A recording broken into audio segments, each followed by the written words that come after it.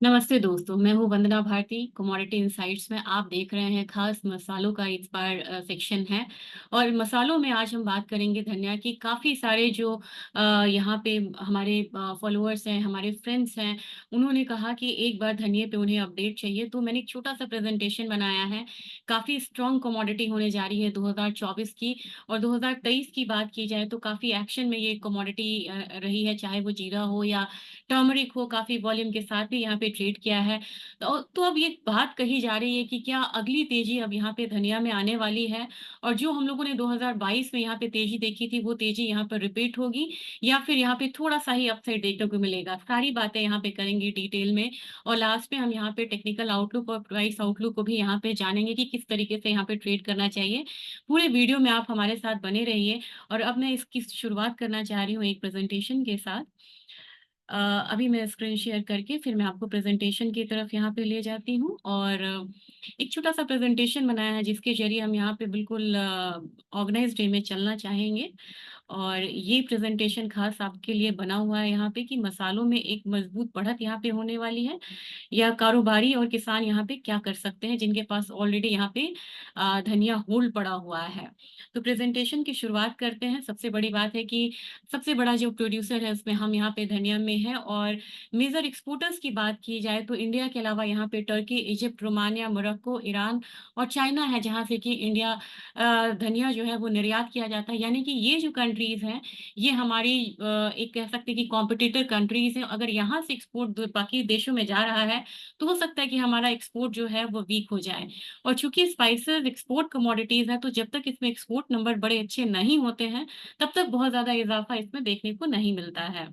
दूसरी बात है कि अब इम्पोर्ट कहाँ से हो रहा है, तो middle east, south east Asia, US, UK और जर्मनी, ये मेजर कंट्रीज़ हैं जो कि धनिया हमारा इम्पोर्ट यहाँ पे कर रहे हैं। तो इन कंट्रीज़ में किस तरीके की एक्टिविटी है, वहाँ से क्या डिमांड है, ये काफ़ी इम्पोर्टेंट होता है अगर आप यहाँ पे धनिया में कारोबारी हैं या किसान हैं या आप यहाँ पे ट्रेड कर रहे हैं। अब बात यहाँ पे खास हो गया, ये ग्लोबल लेवल की बात थी। अब बात करते हैं कि हमारे इंडिया में ये कहाँ-कहाँ पे होता है। तो जो राजस्थान, गुजरात, मध्य प्रदेश, आंध्र प्रदेश, कर्नाटका, ये सब हमारे जो स्टेट हैं, यहाँ पे मेजर धनिया का प्रोडक्शन होता है। अगर वैरायटी की बात की जाए तो यहाँ पे बादामी, eagle, scooter, double parrot, single parrot और सुपर ग्रीन, इन क्वालिटीज़ का जो धनिया है, वो यहाँ पे प्रोड्यूस किया जाता है। आगे बढ़ते हैं, अब थोड़ी-सी सीज़नैलिटी की यहाँ पे अगर हम बात करें, तो धनिया का आपको पता है कि बेसिकली ये एक रबी क्रॉप है। और ये जो कल्टीवेट होता है ड्यू मतलब यूजुअली ये कल्टीवेट होता है दिसंबर के उसमें, हार्वेस्टिंग इसकी हो जाती है जनवरी से लेके अप्रैल तक। तो अभी तक का जो सीज़न था, जनवरी से लेके अप्रैल तक, ये जो सीज़न था हमारा 2024 का, ये अराइवल का सीज़न था। अब यहाँ पे अराइवल अगर यहाँ पे डाइजेस्ट हो जाता है, यानी कि पूरा अराइवल निकल जाता है माल मार्केट में, या थोड़ी-सी होर्डिंग है, तो किस तरीके की स्ट्रैटेजी रखेंगे, ये आगे देखते हैं। और ओवरऑल देखा जाए तो 110 से लेके 140 दिन का ये क्रॉप होता है, फ्रॉम सोइंग टू हार्वेस्टिंग।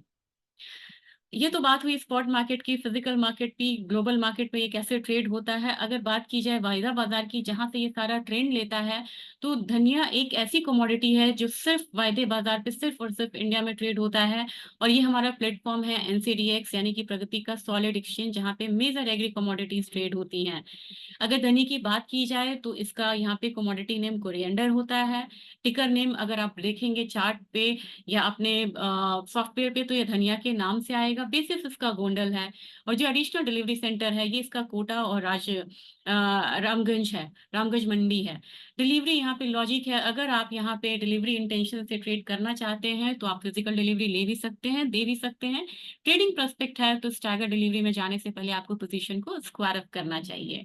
और जब आप धनिया के कॉन्ट्रैक्ट में आप ट्रेड करते हैं, तो हर महीने की 20 तारीख को यहाँ पे एक्सपायरी होती है। अगर 20 तारीख सैटरडे संडे है, तो उससे पहले का जो वर्किंग डे है, वहाँ पे इसकी एक्सपायरी हो जाती है।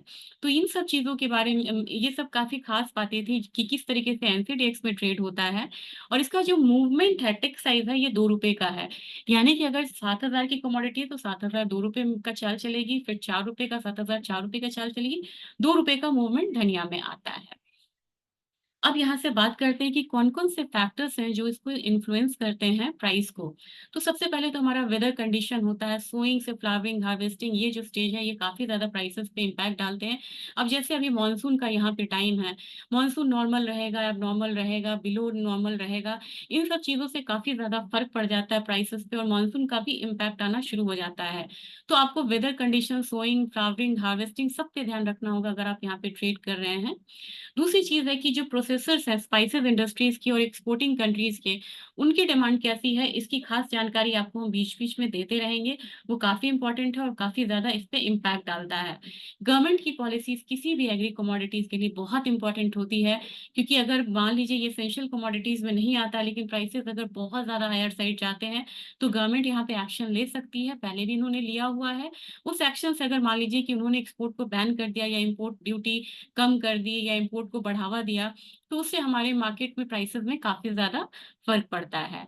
अब चौथी चीज़ है इंटरनेशनल प्राइसेज़ जो हैं वो क्या हैं? आपने देखा यहाँ पे कि काफ़ी सारी कंट्रीज़ हैं जो इसे उगाते हैं, तो बाकी जो कॉम्पिटिटिव नेशंस हैं जो ऑलरेडी इसको प्रोड्यूस कर रहे हैं, उनके यहाँ क्या प्राइसेज़ हैं और जो इम्पोर्टिंग नेशंस हैं जिनको चाहिए उनके यहाँ क्या प्राइसेज़ हैं, ये इस पे काफ़ी ज़्यादा मायने रखता है और इंटरनेशनल मार्केट को हम यहाँ पे ट्रैक करते हैं। कैरी ओवर स्टॉक्स ये काफ़ी इम्पोर्टेंट है। कभी-कभी क्या होता है कि अब इस बार धनिये की जो प्रोडक्शन है वो कम है, लेकिन कभी-कभी प्राइसेज़ प्रोडक्शन कम होने के बावजूद भी नहीं बढ़ता है, क्योंकि हमारा कैरी फॉरवर्ड काफ़ी ज़्यादा होता है। तो कैरी फॉरवर्ड भी कम है, प्रोडक्शन भी कम है, तो प्राइसेज़ बढ़ेगा, ये एक कॉम्बिनेशन है। दूसरा कॉम्बिनेशन है कि कैरी फॉरवर्ड कम है और प्रोडक्शन नॉर्मल है, तो प्राइसेज़ इतना ज़्यादा नहीं बढ़ेगा। कैरी फॉरवर्ड बहुत ज़्यादा है और प्रोडक्शन कम है, तो प्राइसेज़ बढ़ेंगे, लेकिन इतने ज़्यादा यहाँ पे नहीं बढ़ेंगे क्योंकि जो कैरी फॉरवर्ड स्टॉक्स हैं, वो हर प्राइस राइज़ पे किसान यहाँ पे और कारोबारी रिलीज़ करेंगे। अब यहाँ पे मैं नेक्स्ट आपको यहाँ पे बताना चाह रही हूँ कि धनिया के प्राइसेस क्या रहे हैं और इसका एनुअल ग्रोथ क्या रहा है। काफ़ी अपसाइड डाउनसाइड मूव रहा है। 2014 में इसने 44% का रिटर्न दिया, तो अगले साल इसमें सत्ते 37% का एक फॉल देखने को मिला। उसके अगले साल यहाँ पे 1.5% का इज़ाफ़ा था, फिर यहाँ पे 25% का फॉल था। तो आप देखेंगे ये कमोडिटी दोनों साइड की मूव दे रही है। अमूमन 2 साल अगर यहाँ पे नेगेटिव में ये ट्रेड करता है, तो अगले साल उसमें एक अपसाइड देखने के लिए मिलता है। क्योंकि किसान यहाँ पे जो पैदावार है वो कम करते हैं और अगर प्रॉफिट बहुत ज़्यादा है तो किसान जैसे ही पैदावार को बढ़ाएगा तो प्राइसेज़ यहाँ पे डिक्लाइन होंगे। तो इस बार क्या स्थिति बन रही है ये हम देखेंगे आगे की स्लाइड्स में। तो पहले तो सीज़नैलिटी को देखते हैं, ये चार्ट है 2014 से लिया गया है, जब से यहाँ पे सिंस लॉन्च से यहाँ पे लिया गया है। तो इससे अगर मंथ वाइज़ हम अगर मूवमेंट देखें तो धनिया के प्राइसेज़ यहाँ पे अप्रैल तक बढ़ते हैं, लेकिन जैसे ही यहाँ पे अराइवल आना शुरू होता है मार्च से लेके अप्रैल में, तो प्राइसेज़ में एक डाउनफॉल देखने को मिलता है और ये हम लोगों ने ऑलरेडी यहाँ पे आता हुआ देखा है फ़रवरी महीने से ही और यहाँ से एक अपसाइड आने की अब यहाँ पे संभावना है।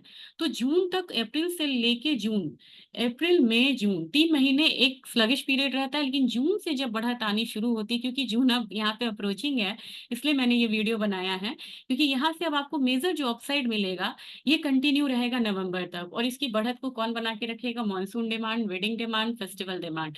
3 डिमांड है और इस बीच में से अगर एक्सपोर्ट डिमांड आ गया तो चौथा डिमांड। तो ये जो 4 मतलब फैक्टर्स हैं यहाँ पे जिस पे इसका प्राइस आउटलुक खड़ा है, वेडिंग डिमांड, फेस्टिव डिमांड और यहाँ पे आपको मानसून डिमांड और फिर से आता है एक्सपोर्ट डिमांड। ये 4 डिमांड को अगर ध्यान में रखते हैं और इसमें इम्प्रूवमेंट आती है, तो जून महीने से आपको कोरिएंडर में एक अपसाइड देखने को मिलेगा और ये कंटिन्यू रह सकता है नवंबर तक। बाइंग आप किए हैं तो आप उसको होल्ड रखिए। फ्रेश बाइंग करनी है तो यहाँ पे आप करेक्शन पे भी यहाँ पे बाइंग कर सकते हैं। बाइंग मंथ्स आपके कौन-कौन से होने चाहिए? जुलाई, अगस्त, सितंबर, अक्टूबर, नवंबर। 5 महीने यहाँ से जो है वो बाइंग का रहेगा और कारोबारी भाई हैं या किसान भाई हैं, उनसे रहेगा कि एक बार वो प्राइसेज़ को थोड़ा-सा यहाँ पे होल्ड करके चल सकते हैं ताकि उन्हें अच्छे प्राइसेज़ जो हैं वो देखने को मिले। 2024 में क्या ट्रिगर्स हैं यहाँ पे धनिया में देखने के लिए, तो आप देख सकते हैं कि सप्लाई साइड जो है वो यहाँ पे कम है और अराइवल्स यहाँ पे कम हुए हैं। अबाउट 19,000 टन्स का अराइवल जो है वो मेजर मंडीज़ में हुआ है, लेकिन अगर पिछले साल की बात की जाए तो यहाँ पे 46-47 हज़ार टन का अराइवल इस समय तक हो चुका होता था। धनिया की एक्सपोर्ट में भी यहाँ पे 38% की कमी आई है, अगर हम मार्च 24 को देखें, मतलब अगर ऑफिशियल डेटा को हम यहाँ पे रेफर करते हैं।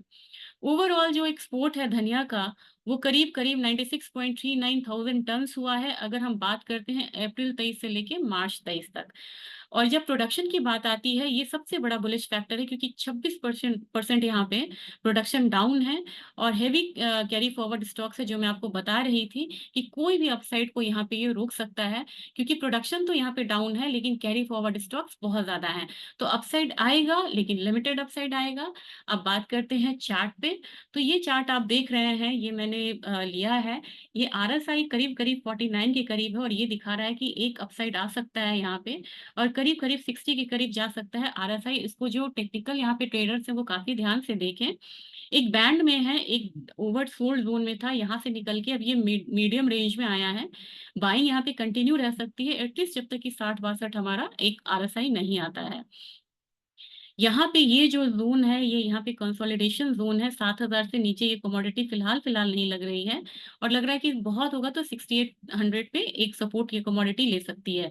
तो 7000 इसका मेजर सपोर्ट है और जैसे ही इस पर 7788 यानी कि 77 7800 ही आप मान लीजिए, इसको ब्रीच करती है कमोडिटी, तो नेक्स्ट जो टारगेट है, वो करीब काफ़ी हायर साइड का बनेगा और अभी यहाँ पे शार्प गेन देखने को मिला है 2 हफ्तों से, जो आप इस चार्ट पे देख सकते हैं।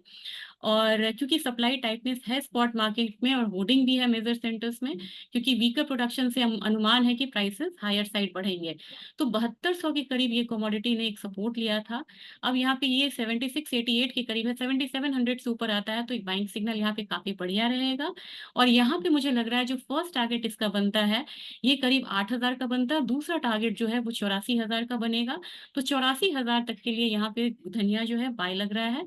इसके लिए आपको जो सपोर्ट है, करीब-करीब आपको 6800 का है। और एक चीज़ मैं थोड़ा लॉन्ग टर्म टारगेट यहाँ पे देना चाहूँगी, 8400 से ऊपर की अगर क्लोजिंग होती है, तो प्लीज़ वेट फॉर 9000, क्योंकि मुझे लग रहा है कि इस बार ना 9000 का जो एक आंकड़ा है, वो ये कमोडिटी छू सकती है। और इस तरीके से मुझे लग रहा है कि अगर आप अ दायरा जो है उसको ध्यान में रखें, कहीं-कहीं आपको लग रहा है कि 7700 7600 के रेंज में खरीदें। पहला टारगेट यहाँ पे 8000 का होगा, दूसरा 8400 का होगा, स्टॉप लॉस 6800 का यहाँ पे स्टॉप लॉस आपको 75 से 7400 के करीब का लगाना होगा और जो मेजर सपोर्ट है वो 6800 का है, उसको इसे ब्रीच नहीं करना चाहिए। 8400 से ऊपर जो क्लोजिंग होती है, तब मुझे लग रहा है कि जो नेक्स्ट टारगेट बनेगा 9000 का बनेगा। होल्डिंग पीरियड यहाँ पे क्या होता है, तो 8400 के लिए हो सकता है कि आपको महीने दिन में ये लेवल आता हुआ दिखे और 9000 मुझे लग रहा है कि हो सकता है कि आप अगर 2 ढाई महीने यहाँ पे होल्ड करते हैं, तो ये भी आंकड़ा आपको देखने को मिलेगा। तो धनिया में स्ट्रैटेजी आपकी होनी चाहिए कि आप हमेशा डिप पे बाइंग करके चलें, स्टॉप लॉस को मेंटेन करें और टारगेट को भी यहाँ बिल्कुल सेट करके चलें।